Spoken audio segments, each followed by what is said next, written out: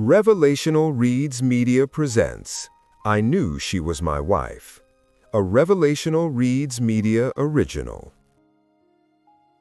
I wasn't supposed to meet her that night. That wasn't the plan. I'd already made my decision weeks earlier, the kind that comes after prayer and honesty, when a man stops pretending he has time for distractions.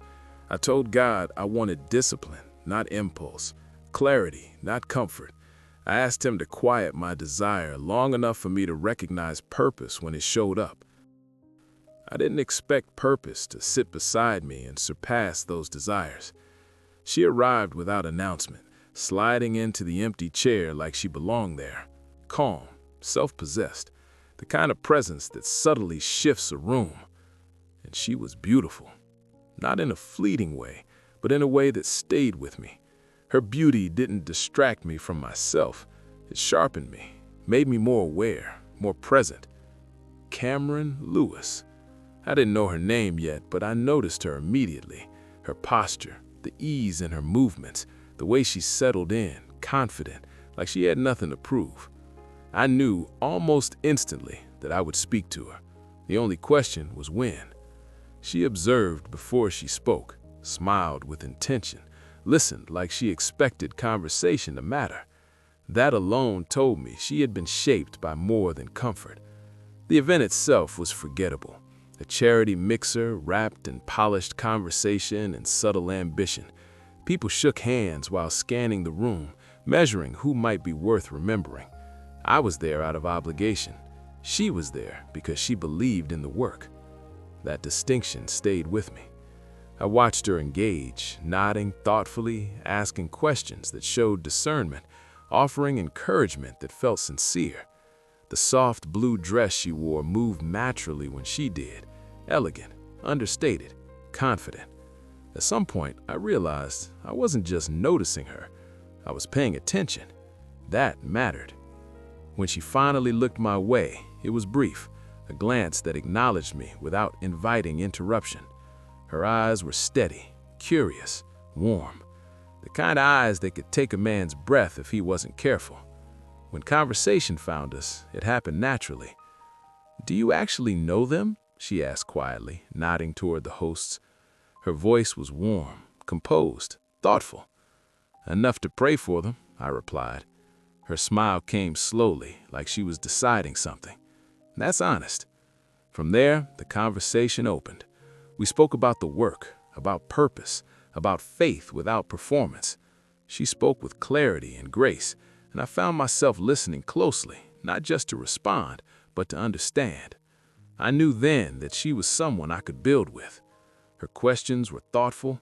When she spoke about her work, her eyes brightened, and I caught myself thinking how rare it was to see beauty and substance meet so naturally.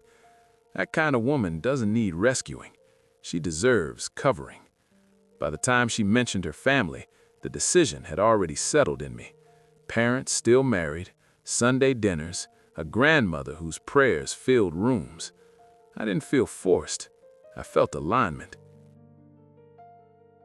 As the night wound down, she gathered her things with intention. I knew if I let her walk away without marking this moment, I'd regret it. So I spoke. "Cameron," I said, testing her name for the first time. "I'd like to continue this conversation another time." She looked at me, measuring, then smiled. "I'd like that too." I asked for a number, not impulsively, deliberately. The next time I saw her was weeks later, Sunday morning. I noticed her the moment she walked in.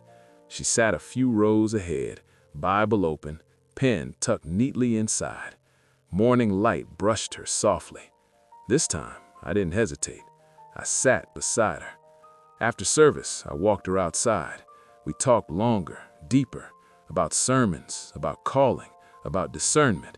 Her wit surfaced easily, sharp but kind. By then, I wasn't wondering if I would pursue her. I was already doing it.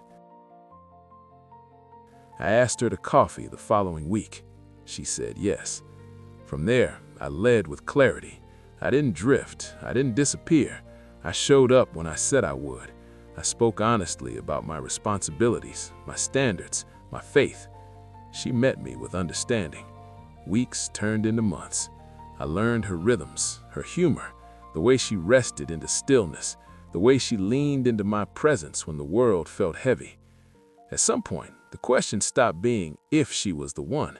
It became how I would honor the woman I knew would become my wife. One evening, sitting across from her, hands wrapped around warm mugs, clarity settled in my chest. I wasn't guarding my heart from her. I was guarding her heart with mine. When I told her I wanted to pursue her with intention, it wasn't dramatic. It was certain. She smiled, eyes calm and bright. She said, "I was hoping you would, but I trusted God either way." That trust sealed it. Months later, standing before her family, asking for their blessing, I felt peace, because God had ordained it. I hadn't taken shortcuts. I prayed, then pursued. I hadn't borrowed intimacy. I prepared to protect it. I chose her with clarity, and that made all the difference. I choose her now and forever. Some love stories begin with drama, and others begin with a man who knows what he's looking at and chooses it. Thank you for watching. Subscribe for more stories from Revelational Reads Media.